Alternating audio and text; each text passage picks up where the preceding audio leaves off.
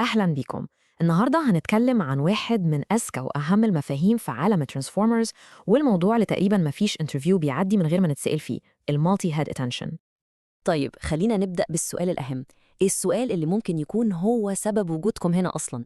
ليه المالتي هيد اتنشن ده بالذات بيعتبروه عقدة الانترفيوهات؟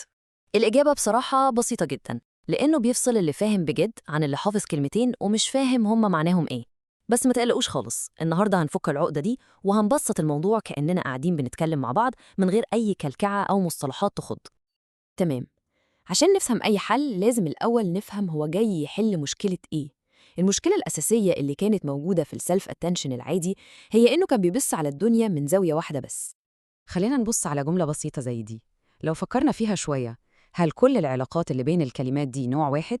يعني هل العلاقة بين I و love هي نفسها العلاقة بين deep و learning؟ لا طبعاً، دي حاجة ودي حاجة تانية خالص. وهنا بقى المشكلة بتظهر بجد.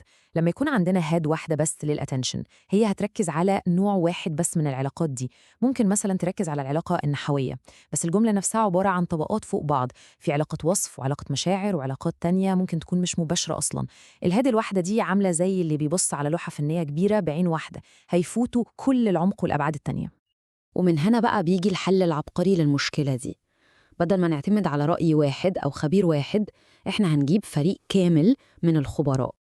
الفكرة في أبسط صورها هي دي: بدل ما نخلي الموديل بتاعنا يبص على الجملة مرة واحدة وخلاص، لأ، إحنا هنخليه يبص عليها كذا مرة في نفس اللحظة بالظبط، وكل مرة من المرات دي هيبص من منظور مختلف تماماً.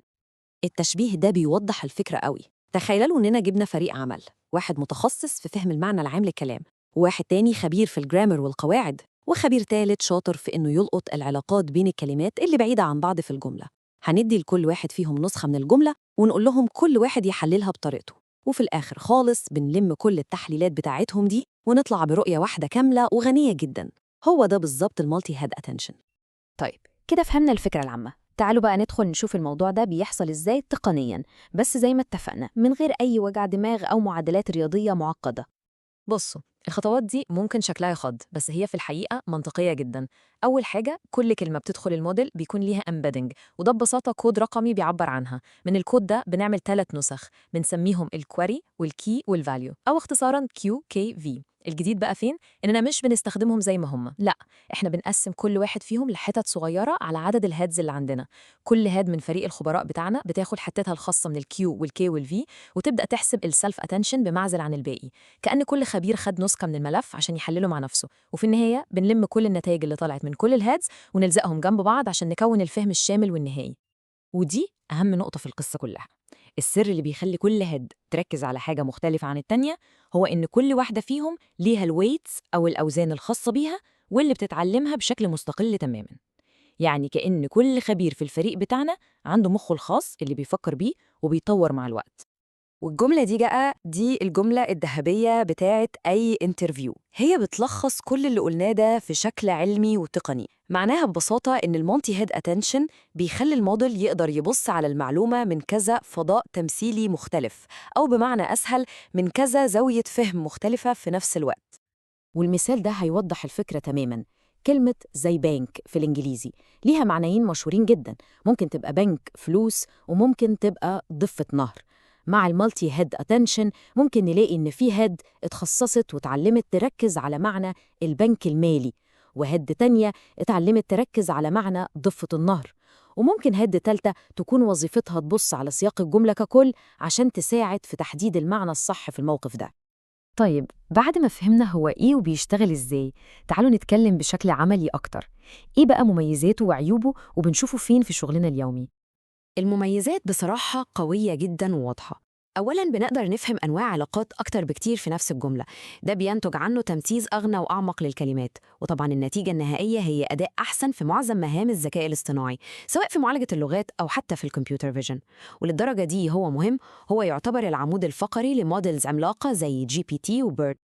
بس طبعاً مفيش حاجة كاملة، القوة دي كلها ليها تمن.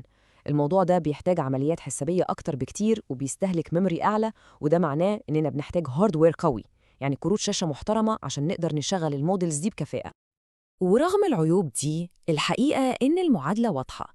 القفزة الرهيبة في الأداء والدقة اللي بناخدها من استخدام المالتي هيد اتنشن بتخلي التكلفة دي مقبولة جدا. يعني في عالم الذكاء الاصطناعي التضحية بالموارد هنا بتستاهل فعلا النتيجة اللي بتغير قواعد اللعبة. وصلنا للجزء الأهم لأي حد بيجهز لإنترفيو. إيه الخلاصة أو الزتونة اللي لازم نطلع بيها؟ وإيه المفروض نبص عليه بعد كده؟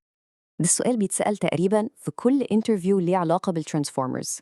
ليه منستخدمش هيد واحدة كبيرة وخلاص بدل ما نستخدم كذا هيد صغيرة؟